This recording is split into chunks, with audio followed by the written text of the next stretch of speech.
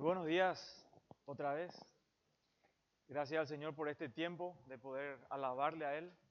Y ahora vamos a abrir su palabra y te invito a que abras en el capítulo 9 de Primera a los Corintios.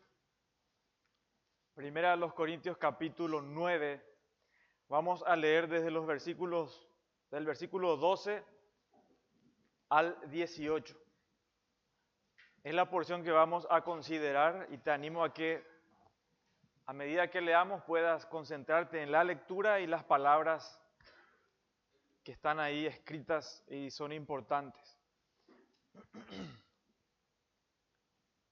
Dice el versículo 12, si otros participan de este derecho sobre vosotros, ¿cuánto más nosotros?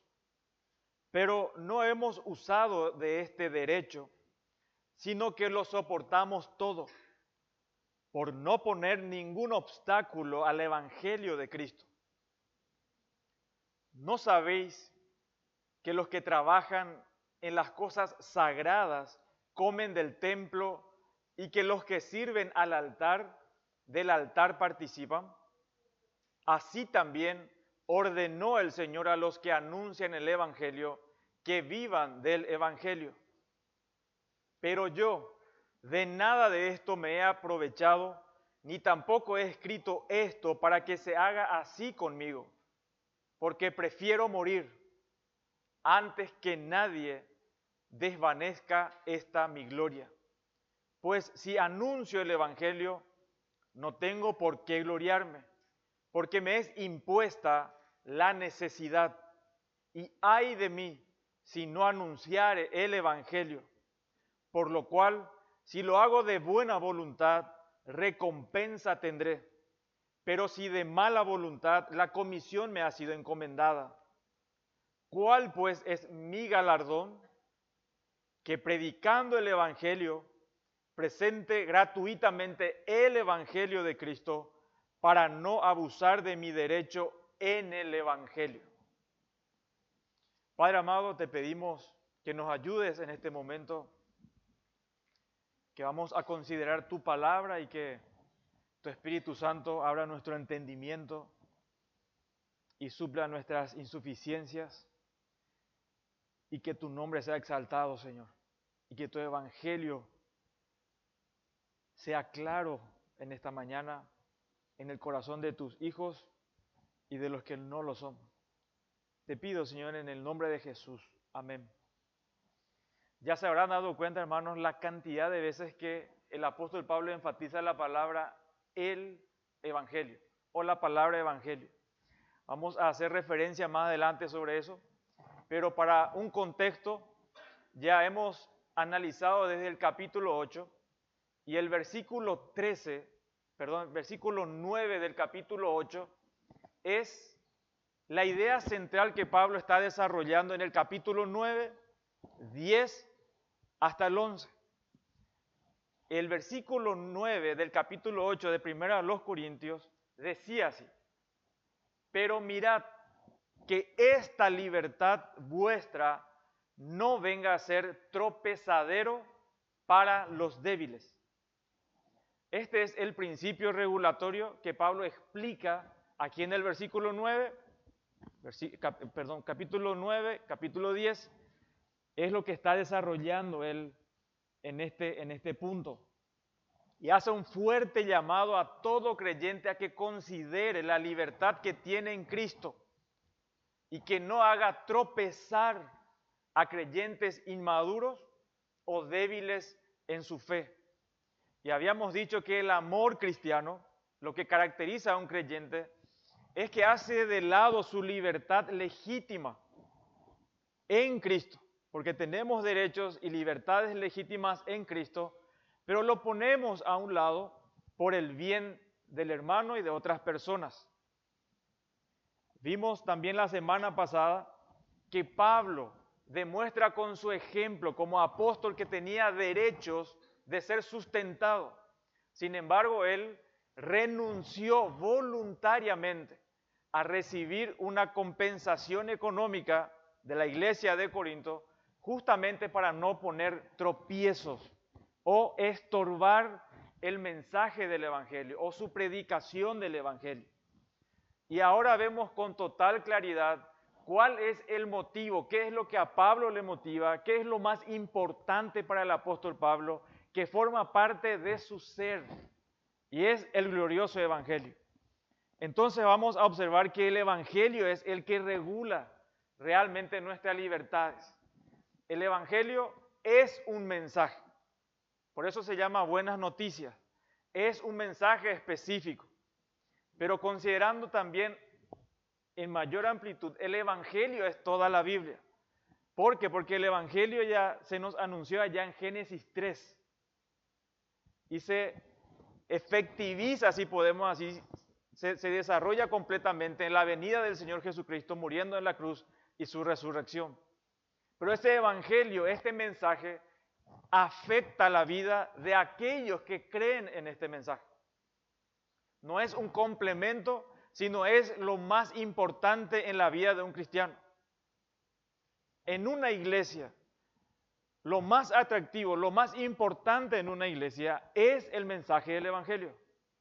Sin Evangelio, esta iglesia no es diferente ni es mejor que una discoteca o que un club social. No significa nada esta iglesia sin el Evangelio. Y en nuestras vidas también. ¿Por qué el creyente está todavía en este mundo, en esta tierra? Es por el Evangelio. Y Pablo dice en otra carta que tenemos este tesoro en vasos de barro. Es decir, todo lo que yo pienso, haga y diga, no importa qué libertad tenga, yo debo cuidar, debo estar atento de que lo que yo diga o haga no afecte el mensaje del Evangelio. No cierre el oído de las personas al mensaje más precioso que yo tengo y del cual tiene sentido mi vida, que es el Evangelio. Y eso es lo que vamos a observar en estos versículos, desde el 12 al 18. Acá Pablo va a demostrar por qué él renunció voluntariamente a sus derechos apostólicos. Y eso lo va a explicar con algunos ejemplos y va a enfatizar esta porción, hermanos, es demasiado importante para nosotros, como creyentes individualmente y como iglesia. Y yo ruego, y era mi oración en esta semana, que podamos apreciar la belleza del Evangelio, la importancia del Evangelio y entender tu responsabilidad y mi responsabilidad como creyentes de guardar, de no poner tropiezos, de no estorbar a este glorioso mensaje, a este mensaje demasiado costoso y que es ofrecida a personas que no merecen, a personas que merecen la eternidad en el infierno. Sin embargo, el Señor nos regala su evangelio, es por gracia, y que como creyentes podamos vivir vidas que reflejen este evangelio, que no hagamos nada que manche al evangelio. Entonces, el punto que vamos a desarrollar es que debes priorizar el progreso del evangelio por encima de tus derechos y deseos personales. Debes priorizar el progreso del evangelio por encima de tus derechos y deseos personales. Y para eso vamos a considerar 3 razones. ¿Por qué cada creyente debe considerar el ministerio del evangelio más importante que nuestra propia vida y nuestros derechos? En primer lugar, vamos a observar en los versículos 12 al 15 que es tu prioridad como cristiano. Considerar el ministerio del evangelio es tu prioridad como cristiano. El evangelio no es un mensaje, es el mensaje. No existe otra noticia más importante en este universo. No existe, no va a existir nunca nada más importante que el glorioso evangelio. El versículo 12 dice así. Observa tu Biblia, seguime por favor, y dice así el versículo 12. Si otros participan de este derecho sobre vosotros, cuánto más nosotros. Decía Pablo en la semana pasada cuando estábamos considerando hasta el versículo 12, hasta la mitad o la parte A. Ahora vamos a ver la segunda mitad de ese versículo en adelante. Y Pablo dice, nosotros no usamos ese derecho para no poner ningún obstáculo. Y esta palabra, obstáculo, se refiere a algo que frena el progreso de algo. Se refiere a algo que frena el progreso de algo. Nosotros no hemos puesto ningún freno, ninguna interferencia respecto a qué cosa, al evangelio de Cristo. No pusimos ningún obstáculo al evangelio de Cristo. El obstáculo al que se refiere Pablo, y aquí en su caso particular, aquí en Corinto, en ese momento era recibir remuneración por parte de algunos creyentes adinerados de Corinto, o los ricos de Corinto. Porque esto posiblemente iba a hacer parecer a algunas personas, a creyentes y no, que Pablo era igual que los demás predicadores ambulantes. En esa época había mucha gente, los filósofos se dedicaban a dar sermones, a hablar de manera elocuente, y las personas contrataban a esas personas para recibir alguna pleitesía. Y Pablo dice, yo no quiero dar esa apariencia. Los predicadores de turno de esa época predicaban por dinero. Sin embargo, Pablo no quiere dejar ni siquiera que la gente piense o se le ocurra por la mente que él solo predicaba por ganancias o por manutención. Ahora, ¿qué consecuencia hubiese tenido si Pablo accedía a ese legítimo derecho en esas circunstancias? Lo más probable, hubieran rehusado prestarle atención a Pablo. Y por otro lado, principalmente, Pablo renunció a su derecho de recibir apoyo económico de aquellos a quienes ministraba para no poner en riesgo la pureza del evangelio, para no tener que rendirle pleitesía a cierto grupo de personas, ni siquiera que los demás pensaran de él como si fuera un protegido de los demás o de los creyentes pudientes de la iglesia. Porque en una iglesia habremos de todos los estratos sociales, pobres, medio pobres, ricos, ultra ricos, hay una mezcla. Entonces, hermanos, Pablo observa este punto y él no quiere caer en las manos de estas personas y que estas personas le reclamen que tenían que hablar bien de ellos y Pablo tenga que negociar el evangelio. Ahora, para Pablo, cuando se trata de elegir entre sus propios derechos legítimos y el que otros escuchen el evangelio, su firme convicción en todos los casos era lo siguiente: todo lo que pudiera impedir que alguien escuche el evangelio como lo que es las buenas noticias de la gracia redentora de Dios puede dejarse fácilmente. Puedo ceder sin problema y voy a aguantar todo, voy a soportar todo con tal que se pueda entender este mensaje lo más claro posible. Atiendan lo que él dijo, les voy a leer en 2 Timoteo 8:10.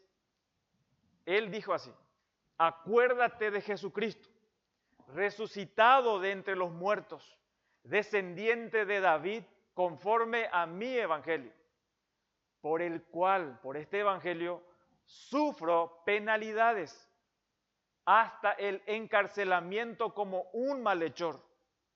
Pero la palabra de Dios no está presa. Por tanto, todo lo soporto por amor a los escogidos, para que también ellos obtengan la salvación que está en Cristo Jesús y con ella gloria eterna. Todo lo soporto, todo lo aguanto, cedo mis derechos, no quiero poner tropiezos.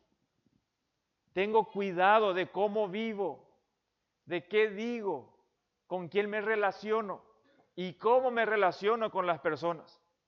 En todas las áreas de mi vida, dice Pablo. Y hermanos, cuando nuestro carácter, nuestra conducta, nuestra conversación corresponde a con quienes somos en Cristo, nuestro testimonio anima a otros hermanos y es atractivo para los no creyentes para que puedan escuchar el mensaje del Señor. Nos permite a nosotros oportunidades únicas de hablarles el Evangelio sin vergüenza y sin obstáculos. Cuando nuestra vida corresponde a lo que creemos, cuando observamos nuestra conducta especialmente con los de afuera y también con los creyentes, también de esa manera, afecta para bien, afecta para el inconverso y se quiere escuchar ese mensaje. Pero también lo contrario es verdad. Cuando nuestro carácter, nuestra conducta y nuestra conversación contradicen lo que decimos ser en Cristo. Decimos que somos creyentes en donde estamos, pero contradecimos esa realidad con lo que nosotros decimos o hacemos o cómo nos comportamos ante las personas. Nuestro testimonio en ese caso afecta y desanima a nuestros hermanos y cierra por otro lado el oído y produce un rechazo en el corazón de los no creyentes hacia el Evangelio, los aleja del Señor. Tenés que ser consciente de esa realidad. Tu vida afecta para bien o para mal, nunca es pasiva. Nuestra vida no es pasiva, hermano. Nuestra vida afecta, de alguna manera afecta a los demás. Y a lo largo de la historia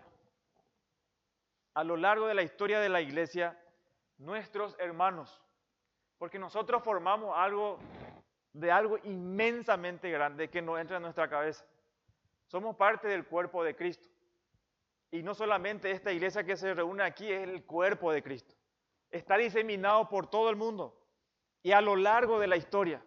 Y formamos parte de ese grupo. Los creyentes verdaderos, somos piedras vivas. Y tenemos ejemplos de nuestros hermanos del pasado que menospreciaron sus propias vidas y prefirieron morir por su fe en nuestro Señor y el testimonio del Evangelio. Somos parte de ese mismo cuerpo de Cristo. Eran nuestros hermanos, por más que hayan vivido en siglos pasados. Y como decía en hebreo y aplicándole a nuestra realidad, ellos son la nube de testigos para nosotros.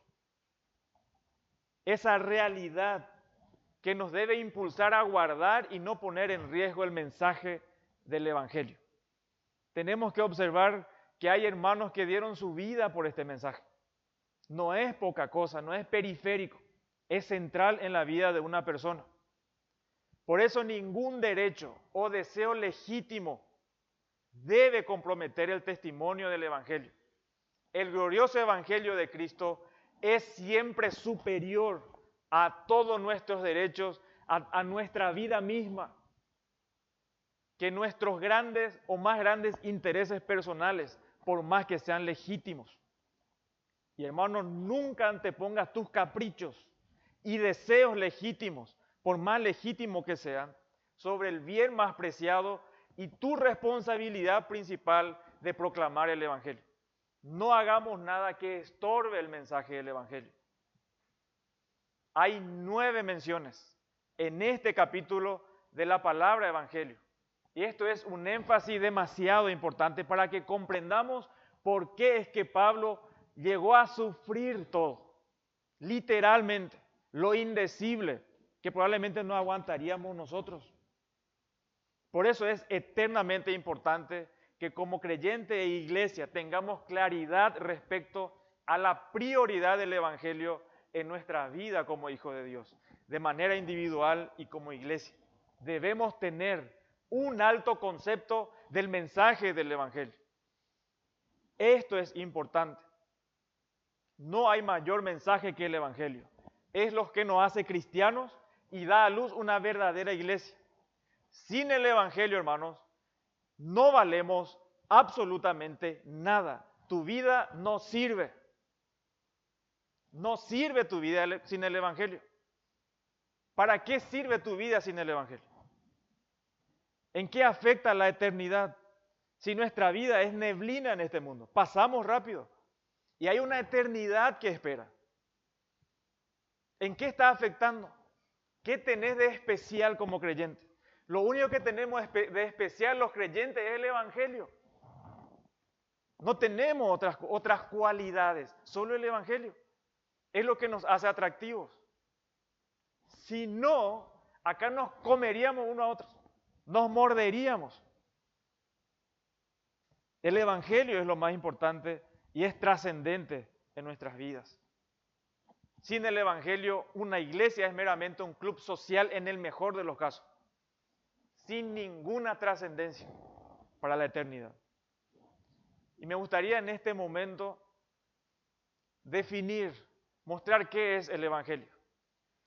Y prestar atención, por favor, porque este es el mensaje por el cual tenemos que dar nuestra vida y ser fieles. Tal vez cuando decimos dar nuestra vida nos surge una emoción y sí vamos a dar nuestra vida. Pero a lo mejor caemos presos del engaño de que como no está en riesgo nuestra vida, nosotros nos relajamos y afectamos el Evangelio de otra manera. Y hacemos que se pierda el Evangelio, el poder del mensaje en el oído de las personas. Primera a los Corintios, capítulo 15, verso 1 al 4, Pablo resume lo central del Evangelio. Primera a los Corintios 15, 1 al 4. Y acá Pablo muestra explícitamente, a todas luces, para que no haya confusiones, claramente qué es el Evangelio. Primera a los Corintios, capítulo 15, versos 1 al 4. Y dice así: ahora os hago saber, hermanos, el Evangelio que os prediqué, el cual recibisteis, en el cual también estáis firmes, por el cual también sois salvos, si retenéis la palabra que os prediqué, a no ser que hayáis creído en vano. Porque yo os entregué en primer lugar lo mismo que recibí. No inventa nada, Pablo. Es el único mensaje que siempre ha existido. Que Cristo murió por nuestros pecados, conforme a las Escrituras, que fue sepultado y que resucitó al tercer día, conforme a las Escrituras. Básicamente vos como creyente tenés que conocer esto, tenés que saber esto. Si esto no es claro en tu mente, es muy probable que estés creyendo o creyéndote cristiano sin entender este mensaje, porque es posible autoengañarnos. Por eso, a pesar de su importancia, muy a menudo es distorsionado o simplificado de más. La gente piensa que está predicando el Evangelio cuando te dice, podés tener un propósito en tu vida, o podés encontrar el significado en tu vida, o podés tener una relación personal con Jesús. Aunque todo esto es verdad, no es lo central del Evangelio. Esto es importante, es verdad, pero no llega al corazón de lo que es el Evangelio. El Evangelio se llama buenas noticias o significa buenas noticias. ¿Por qué razón? Porque habla sobre el problema más serio que usted y yo tenemos como seres humanos. Y ese problema es esto, que Dios es santo y justo. Y usted y yo no lo somos.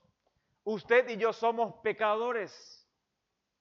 Y al final de nuestras vidas, cuando llegue la hora de tu muerte, estaremos delante de un Dios justo y santo y seremos juzgados.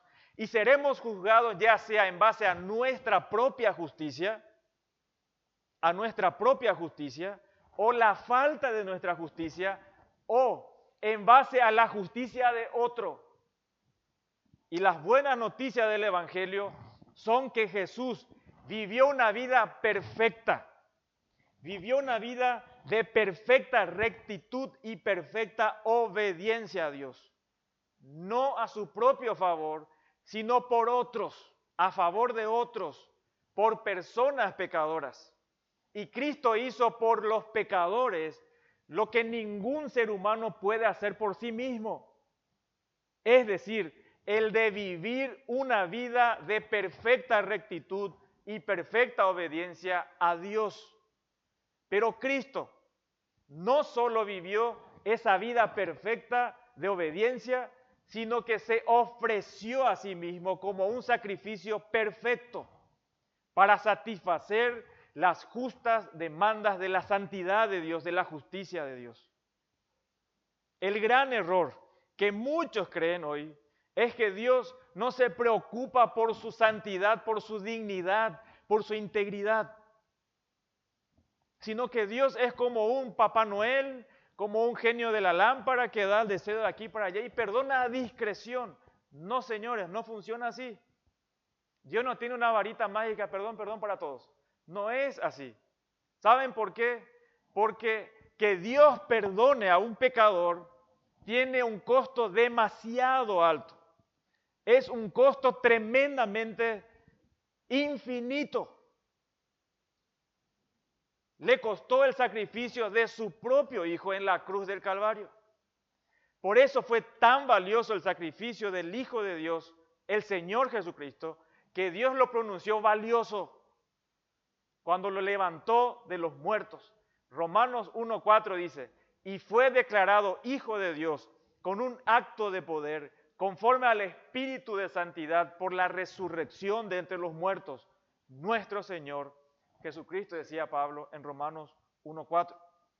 Así que Cristo murió por nosotros, fue levantado para nuestra justificación. Por eso el Evangelio, este mensaje, es algo objetivo, real. Es el mensaje de quién es y qué hizo Jesús por nosotros. Y también demanda una respuesta del que oye este mensaje. Esta es tu responsabilidad. ¿Cómo nos apropiamos de los beneficios de lo que hizo Cristo en la cruz? ¿Cómo yo consigo eso? ¿Yo tengo que hacer algo? ¿Yo tengo que empezar a cambiar mi vida? No, señores, no podemos. La Biblia deja en claro que no somos justificados por nuestras obras, ni por nuestros esfuerzos, por más buenos que sean, ni por las mejores acciones que lo hagas, sino es solo por la gracia de Dios y únicamente se recibe por medio de la fe. Y la fe no es un pálpite, no es algo que yo creo a discreción. La fe tiene un objeto específico, es el Señor Jesucristo y lo que hizo en la cruz por usted. La única manera en que puedes recibir el beneficio de la vida y la muerte de Cristo es que te arrepientas de tu pecado y pongas tu fe en Jesús y solo en Jesús, como el Salvador y el Señor de tu vida, el dueño de tu vida. Si creíste este Evangelio, tu vida le pertenece a Cristo, ya no es tuyo, ya no podés vivir como a vos se te antoja. Ya Cristo toma posesión de nuestras vidas, ya le pertenecemos. Si lo hiciste, Dios te declaró justo en base a lo que Cristo hizo, no lo que vos hiciste ni lo que vas a hacer en tu vida, sino por lo que Cristo hizo hace 2000 años en la cruz. Y te perdonó tus pecados. Y no solo eso, iniciaste ya esa peregrinación, como se le llama, hacia la eternidad, con total seguridad de que vas a estar en la presencia de Dios. Pero si rechazas este Evangelio, estás camino de la misma manera, pero no estás peregrinando, estás corriendo hacia la perdición. Por eso este mensaje es demasiado importante. Tu vida es una neblina, es vanidad, pasa rápido. No te das cuenta que tu vida está en las manos de Dios y que en cualquier momento puede ser suprimido y vas a encontrarte en la eternidad ante un Dios justo que va a juzgar cada una de tus acciones. O si alguien pagó en tu lugar, o vos vas a tener que pagar por cada una de las ofensas a la santidad de Dios en el infierno. Nadie, ningún ser humano de toda la historia se va a escapar de esta realidad. Y este es el mensaje que debemos proclamar, que debemos cuidar y que no debemos poner obstáculos a este mensaje. Es lo más importante. Si una iglesia, hermanos, no tiene evangelio, no hay salvación. No hay salvación. El evangelio no se trata de que te vaya bien en los negocios, de que prosperes, de que tengas salud, de que tengas bienes materiales. No se trata de que Dios te dio todo el oro y la plata y todas esas cuestiones. No se trata de eso. El evangelio centralmente se trata de que pecaste contra Dios. Y Cristo vino a morir por ese pecado, no por otras cosas. Si no, Dios, como dice alguien, hubiese enviado un economista para solucionar nuestro problema, ¿y para qué va a morir en la cruz? Nuestro problema es serio. El problema de todo ser humano es serio, porque pecó contra un Dios santo. Y eso Dios no lo va a dejar de balde. O te va a cobrar a vos, pero ya le cobró a su hijo. Su hijo ya pagó por esos pecados. Tenés que creer. Tenés que creer. No es algo, yo vengo a la iglesia y por eso voy a ser salvo. No es Cristo. No nos engañemos. Es Cristo. Es el mensaje más importante.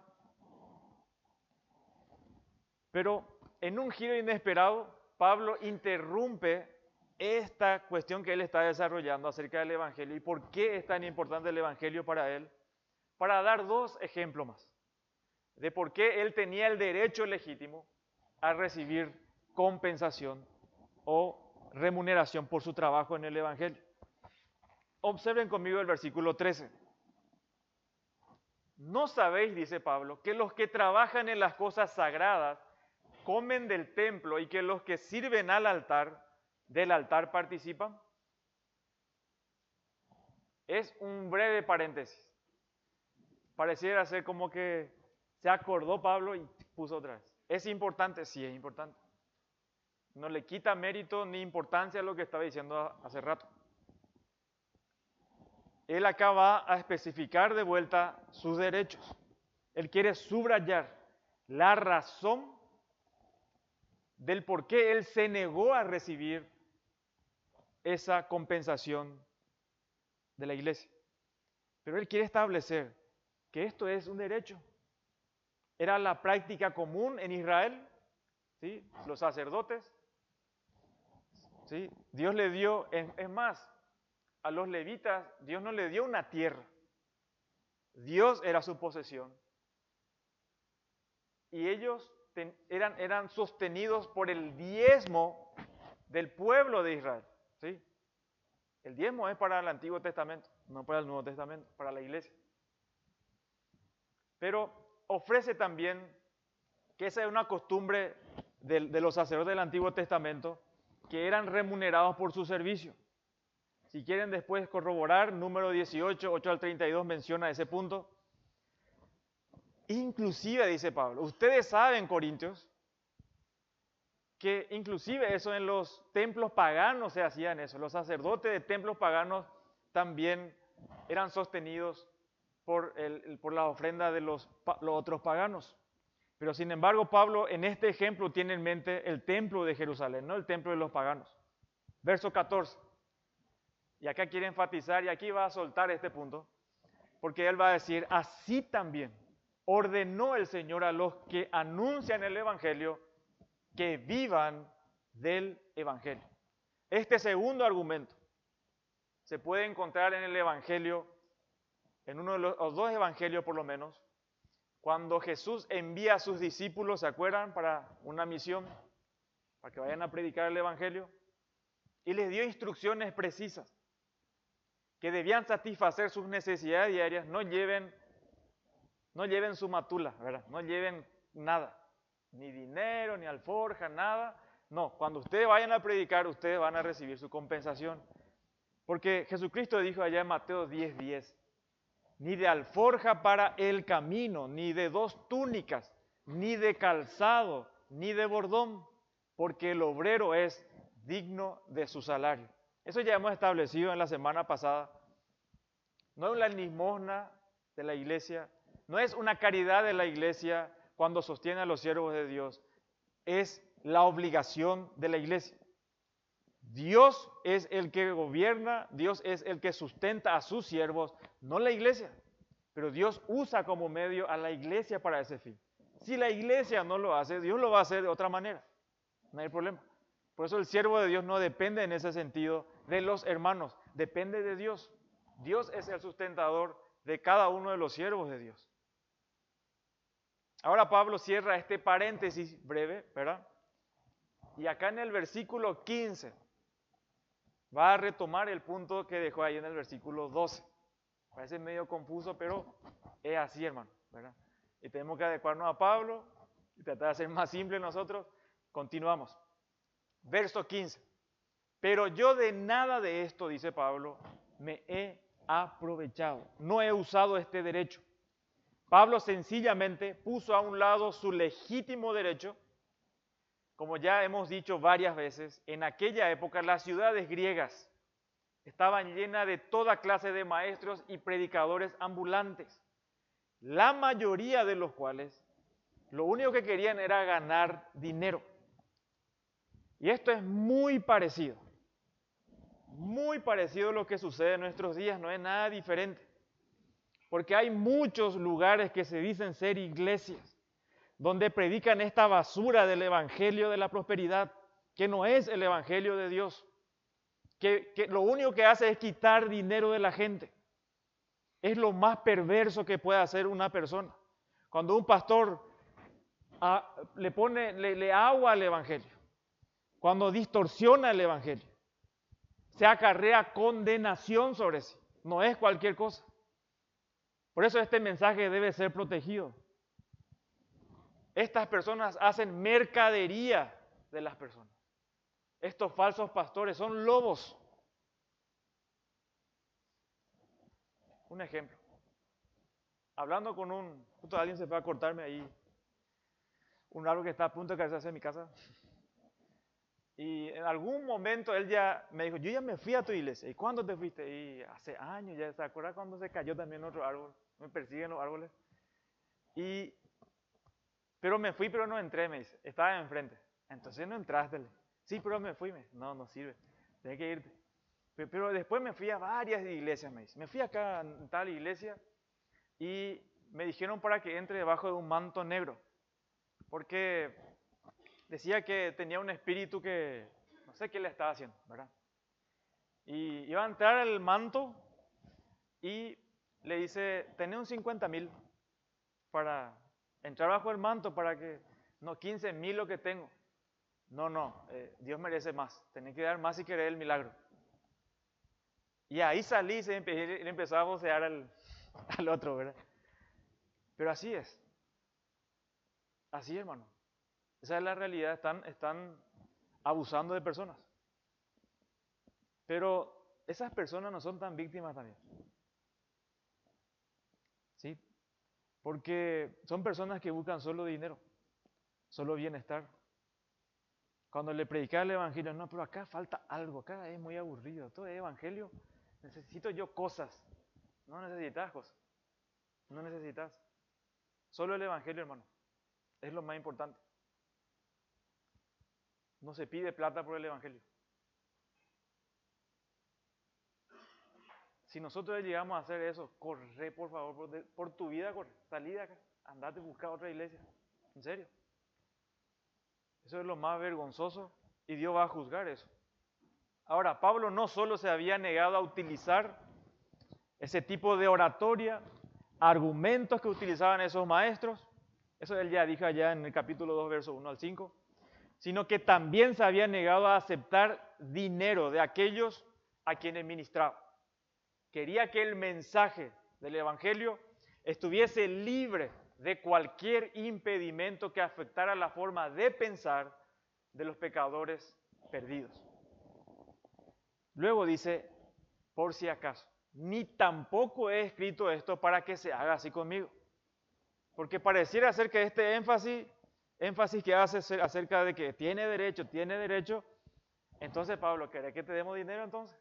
No, dice Pablo, yo no quiero eso. No quiere decir que le está reclamando que le sostenga. Pablo está argumentando que la razón de su decisión de no recibir ayuda monetaria es una cuestión que él considera al Evangelio una prioridad en su vida, no el dinero. A mí no me mueve el dinero, dice Pablo, es el mensaje del Evangelio. Estaba asegurándose de que sus lectores no se hiciesen la idea de que estaba insinuando que debían proveerle sustento. Eso es lo que está haciendo Pablo. Y muchos estudiosos, en esta frase que les voy a leer, que dice en tu Biblia, donde dice, porque prefiero morir. Dice que esta es una frase que se corta ahí, que implica mucha emoción de parte de Pablo. Hay una atmósfera de emoción de Pablo cuando escribe esto, dice, porque prefiero morir. Y corta ahí. Y dice que es difícil este punto, ¿verdad? En la gramática. Pero Pablo se emociona al grado de dejar la oración incompleta. Pero cuando recobra la compostura, dicen los estudiosos, tiene que empezar una nueva oración con una idea ligeramente distinta. Preferiría estar muerto antes de que alguien pudiera pensar que predicaba y enseñaba por dinero. Ni loco, ni por si acaso. Esto muestra, hermanos, la dignidad y el compromiso del siervo de Dios con el ministerio que Cristo le había encomendado. Esto le da a Pablo a afirmar su integridad de que él se dedica completamente al ministerio. No es algo opcional en su vida, es su vida. Forma parte de su ser. Por eso él dice, antes que nadie desvanezca esta mi gloria. ¿Y cuál era esa gloria a la que Pablo se refiere? Que predicaba de todo corazón, de forma voluntaria y libre. En este punto es importante mencionar lo siguiente. Pablo no es que no recibía dinero nunca. Pablo tenía un oficio. ¿Qué hacía Pablo? ¿En qué trabajaba? ¿Albañil? No. Hacía tiendas, trabajaba con sus manos. Entonces, cuando había situaciones así como el de Corinto, él trabajaba con su mano, predicaba. Trabajaba, predicaba. Pero también él recibía ayuda de otras iglesias. Sí, él recibía manutención de otras iglesias y lo que normalmente hacía era lo siguiente. Si él iba a predicar en esta ciudad, los de la ciudad de, no sé, de Ñemby, ¿verdad? Es la iglesia de Ñemby el que le sostenía mientras estaba trabajando aquí. Y lo hacía de manera estratégica, justamente para que no tenga impedimentos, para que alguien no le esté queriendo manipular. Mira, yo te ofrendé, mira que si vos macaneás, si demasiado nos exhortás y si a nosotros nos decís algo, bueno, no vamos a ofrendar más, vamos a ir a otra iglesia. Y bueno, Pablo tranquilamente puede decir, y váyanse a otra iglesia. Bueno, no hay problema, no dependo de ustedes. Eso es lo que Pablo está enfatizando en este punto. Pero hermanos, su vida, la vida de Pablo ilustra este principio. No es algo opcional en su vida. Es lo que respiraba. Él en todo momento, en todo el tiempo, no importa las circunstancias, no importa las situaciones, era fiel en predicar el Evangelio. Cuando en naufragio dice muchos peligros, cuando le dejaron medio muerto, se levanta, se sacude y se va a predicar el Evangelio. No le reclama a Dios, ¿por qué, Señor, si yo predico? No, está predicando. Nosotros, hermanos, vamos a sufrir situaciones, dificultades, peligros. Pero a lo mejor no sufrimos nosotros en este tiempo, por lo menos, nosotros, persecuciones que apeligre tu vida.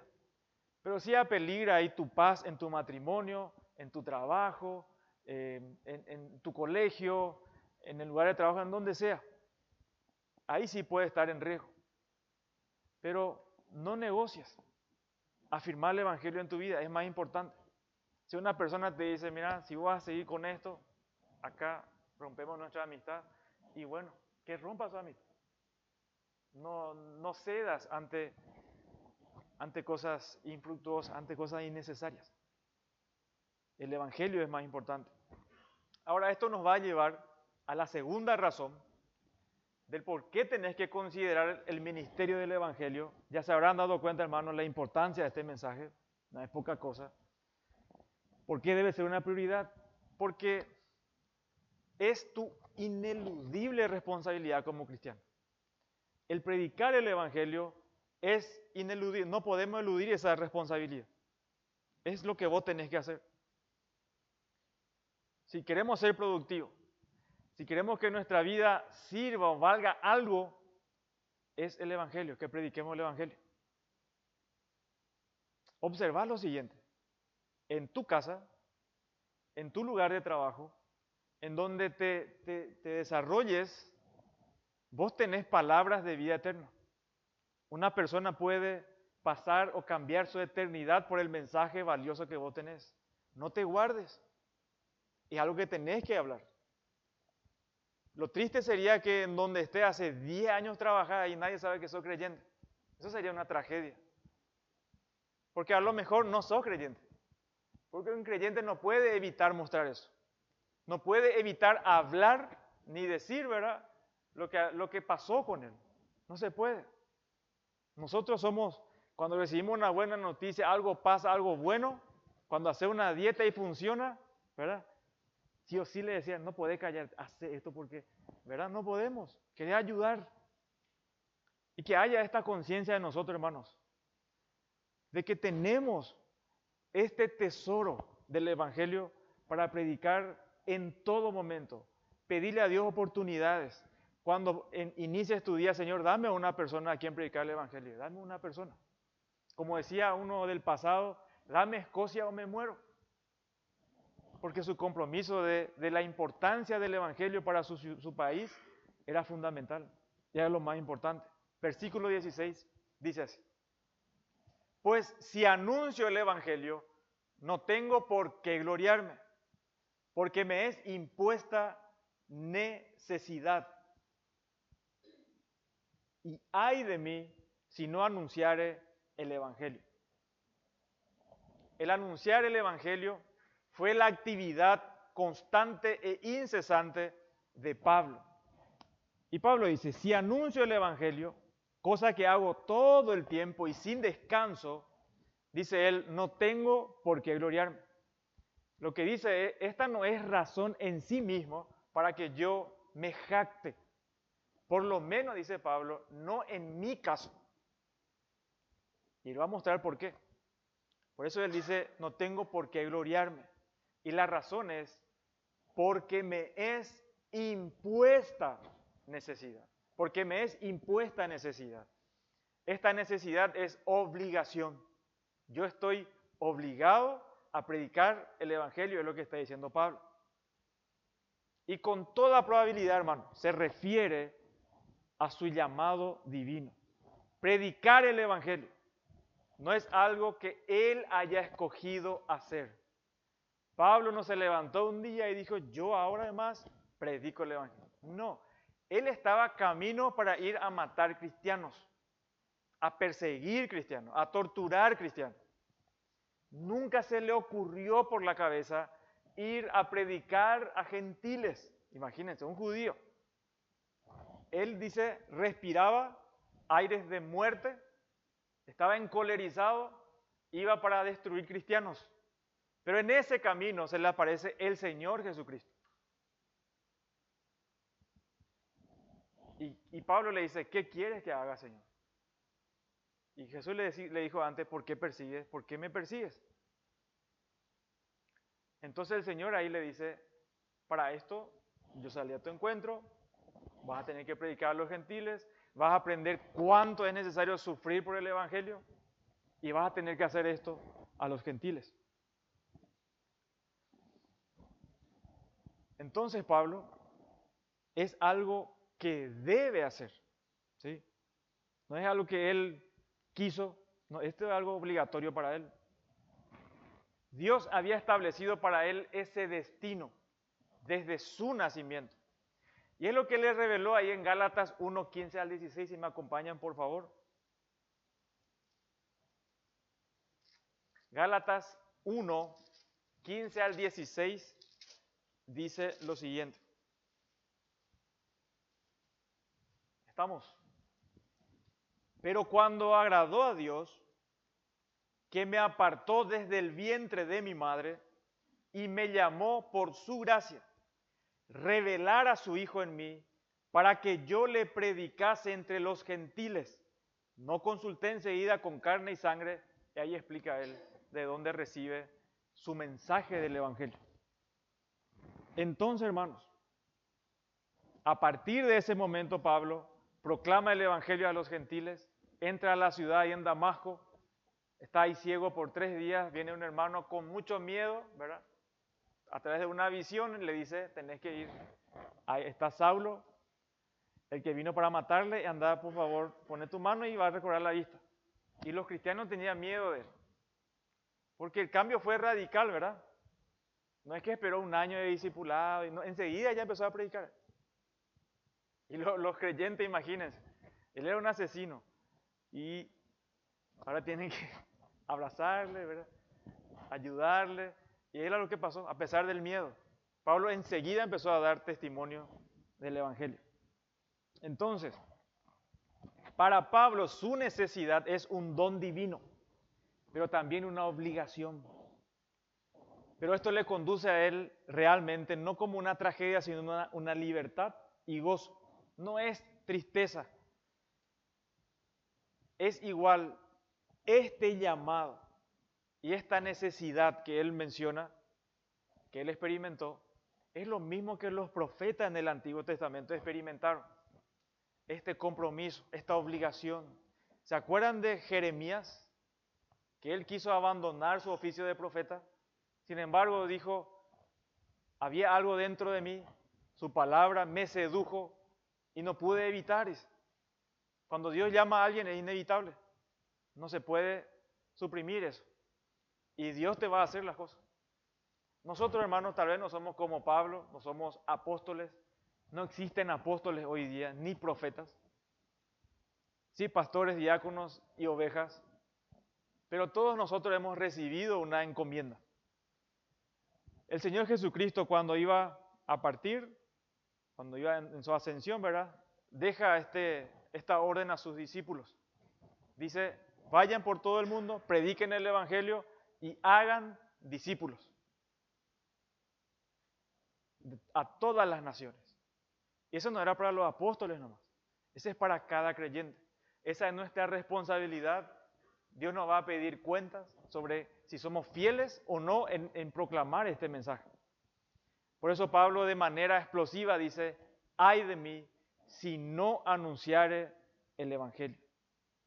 Él dice que fallar en obedecer este llamamiento para él le resultaría en sufrimiento de un serio castigo. Pablo no se está refiriendo al infierno, sino a disciplina de Dios. Él iba a ser disciplinado, él sabía eso. Y tenemos que recordar lo siguiente, los juicios más severos, dice MacArthur, quedan para los ministros infieles. Santiago 3:1 dice lo siguiente, hermanos míos, no se hagan maestros muchos de ustedes, sabiendo que recibiremos un juicio más severo. No te haga el maestro, dice. Esto es serio. Y yo no les puedo negar, hermanos, que todas las veces que a mí por lo menos me toca subir en el púlpito, abrir la palabra de Dios, me asalta este pensamiento y este temor. Todas las veces. Y a mí me afecta realmente. Yo soy consciente, yo no es que desconozco, yo soy consciente de que cuando yo leo, expongo este texto, el que escribió estas líneas, estas palabras, está ahí entre nosotros. Porque nosotros servimos a un Dios vivo. No estamos recordando a un Dios muerto, que está allá y no está entre nosotros. No, Dios está entre nosotros. Y Él toma su palabra en serio. Y sé mis limitaciones, procuro, me esfuerzo de estudiar, entender más y mucho más. Nos falta muchísimo, nunca llegaremos realmente, pero lo hacemos con temor, entendemos lo que significa, entendemos que si explicamos mal, tu vida está en juego, tu alma está en riesgo, y no es poca cosa. Cuando uno suelta la predicación, llega a la tarde del domingo, es terrible. Y la lucha es mucho más. Porque te empiezan a venir las conexiones en tu mente, hubiese más tiempo dedicado a esto, hubiese hecho esto, hubiese sacado esto, lo otro. ¿Será que dije bien esto? ¿Será que este principio se quedó bien claro? No confundí. Y te empieza una mini depresión ahí esa tarde, tenés que ir a dormir. Al día siguiente tenés que empezar de vuelta. Y es costoso. Pero no estoy diciendo como queja, es lo más precioso que uno puede tener, que Dios te permita hacer esto. Pero lo que quiero que veas es que esto es serio, no es poca cosa. Necesitamos conocer, ser expertos en la Biblia, no en otras cosas. Conocer la Escritura, tener un alto concepto de Dios, de su palabra, de su evangelio. Y para bajarnos ya de esta situación, ¿verdad? Entonces, hermanos, volviendo al punto 16 o al verso 16, Pablo dice, no puedo jactarme de esta tarea de proclamar el evangelio de Cristo a los gentiles, porque esto es lo que debo hacer por propósito divino. Esto me fue impuesto. A otros discípulos, ¿querés seguirme? Y le sigue, tranquilamente. Y le predica sin problema. Pero Pablo, vos tenés que predicar sí o sí. Vos estás bajo obligación. Y Pablo accede y lo disfruta y aguanta todo. Sin embargo, como va a demostrar en los dos versículos siguientes, que a pesar de que es una necesidad y un llamado, el predicar el evangelio sí nos recompensa, sí hay frutos, sí nos da libertad, sí podemos disfrutar algo superior que cuando cedemos nuestro derecho por el bien del evangelio, el gozo del Señor, la paz de Dios, tu limpia conciencia, vale mucho más. Vale mucho más ceder lo que te corresponde. No estoy hablando de dinero, hermanos, ni tus bienes, ni tu terreno, no, tus derechos personales como creyente. Cuando cedemos por causa del Evangelio, hay recompensas, y recompensas eternas, y también aquí en esta tierra, de poder disfrutar, ver cómo Dios salva a una persona. Siempre tuve en mente esto. No soy nada, nadie, Cristo me salvó. No solamente eso, sino que me permite servirle, que es algo más inmerecido todavía. Y algo más inmerecido todavía es que si yo soy fiel en predicarle a una persona el Evangelio y el Señor abre su entendimiento y esa persona se salva, fui parte de esa voluntad de Dios en la salvación de esa persona. Y eso es un privilegio inmenso que tenemos nosotros. El que gana almas, dice la Biblia, es sabio. Hay gozo cuando nosotros somos fieles en llevar el testimonio de Dios a las personas. ¿Querés estar gozoso, contento y ver cómo Dios salva a personas? Involucrate, hermano. No tenés de otra, vos tenés que involucrarte. Es el llamado de todo creyente. Y el Señor nos va a dar recompensa. Es increíble, eso nos lleva a este tercer punto. Que esta recompensa de Dios es segura. Versos 17 al 18. Por lo cual, dice el versículo 17, si lo hago de buena voluntad, recompensa tendré. Y Pablo, a los corintios por lo menos podemos suponer, no entiende por qué Pablo no defiende aquí su derecho como predicador de recibir sustento. Porque ellos le estaban viendo a Pablo que Pablo vino por su propia iniciativa. Y Pablo dice, no, yo no vengo por mi propia iniciativa, yo fui enviado. Pablo les recuerda, si hubiese venido a ellos de su propia voluntad, que es lo que significa esta frase, hubiese esperado que ellos le diesen una recompensa monetaria. Pablo dice, si yo venía por mi propia cuenta, bueno, como los otros bandidos, páguenme también a mí, ¿verdad? Pero dice Pablo, no. Por eso dice aquí, recompensa tendré. Si yo vengo por mi propia cuenta, yo voy a tener recompensa. Pero en contraste, pero si de mala voluntad, la comisión me ha sido encomendada. No significa esta frase que no estaba dispuesto a obedecer, sino que su voluntad no tuvo parte en el llamamiento en sí. No fue su decisión servir a Cristo y predicar el Evangelio a los gentiles. En consecuencia, él no recibió por eso una recompensa, no puede reclamar en un sentido. Pero es inevitable tener en mente a Pablo cuando habla de esta situación. Una persona, tal vez vos no estás en el grupo de salvos que fueron salvos cuando su vida estaba en un desastre total, que era un asesino. Uno de los autores del famoso himno Sublime Gracia, ¿se acuerdan? Él fue salvo ya de grande. Y él era esclavista, llevaba esclavos. ¿Sí? Compraba, vendía esclavos. Y en medio de una situación de muerte, él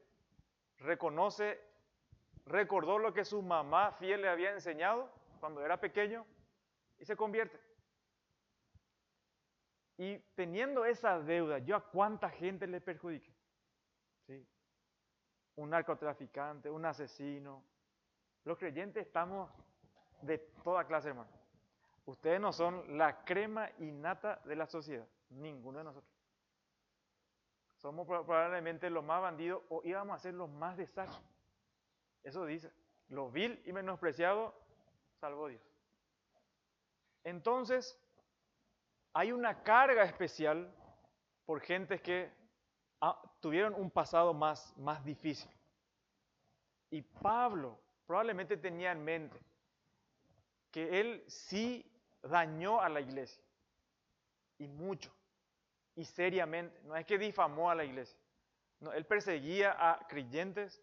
De hecho, Esteban, el primer mártir, él dio su consentimiento, él agarró la ropa de ellos, y bueno, ahora apedréenle a este hombre.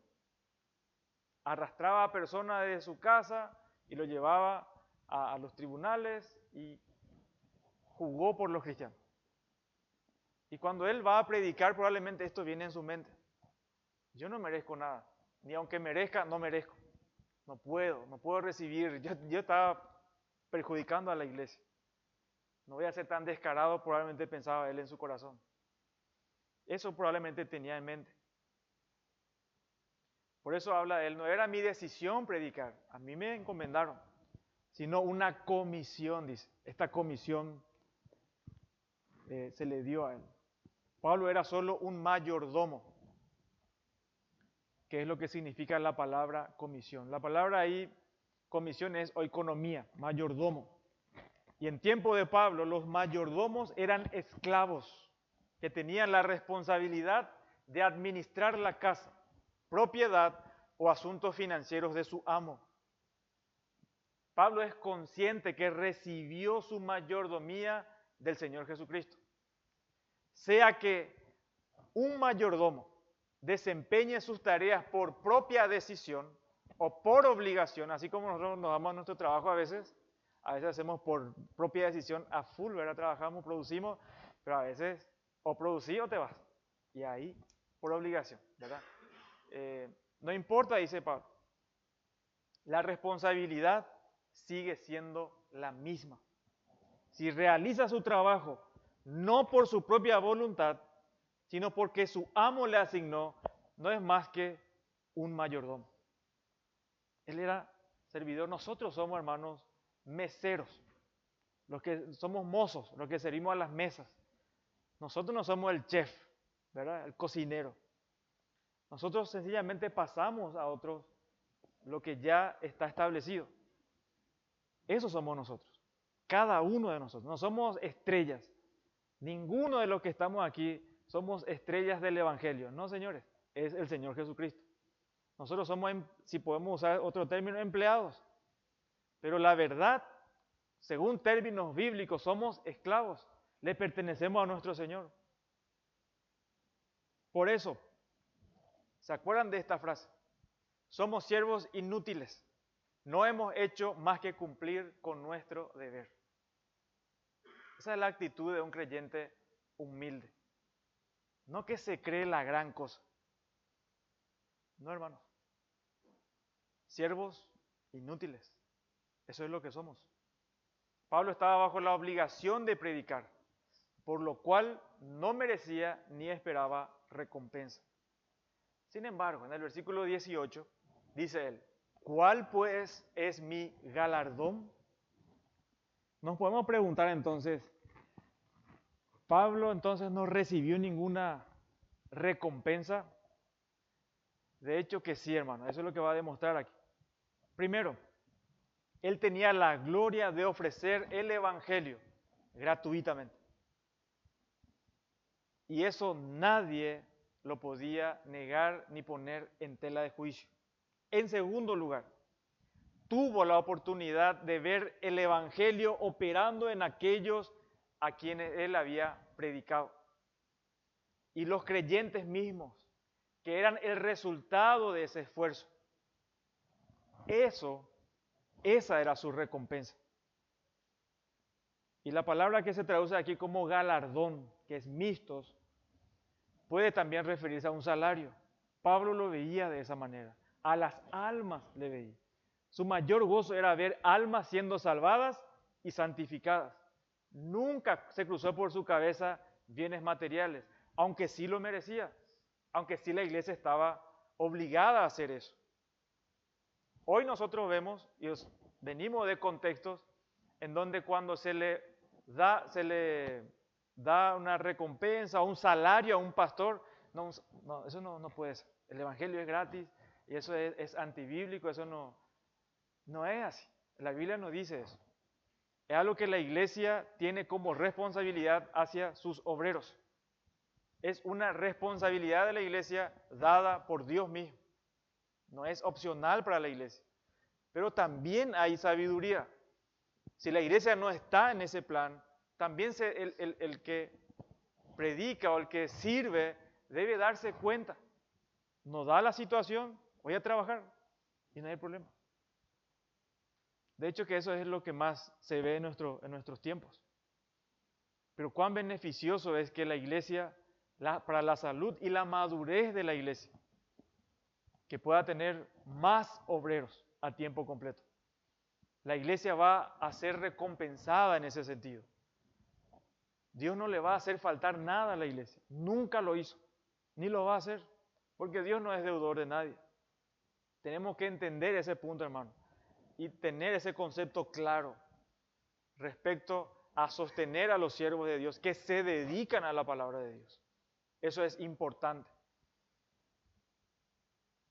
Ahora, todo esto lo hacía Pablo para poder disfrutar tanto la gloria de ministrar de forma gratuita como de los resultados de su ministerio. Pablo quizás no quería convertirse en un esclavo o un esclavo de un donante que apoyaba su ministerio y que luego le podía controlar el contenido de su mensaje. ¿Conocen esta frase, el dinero es poder? Te hace bailar al mono, dice. Y tal vez a algunos pastores le hace bailar el dinero.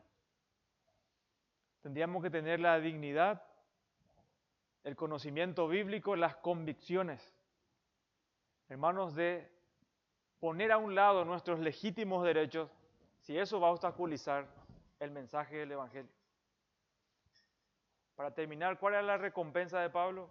El gozo de predicar el Evangelio sin cobrar.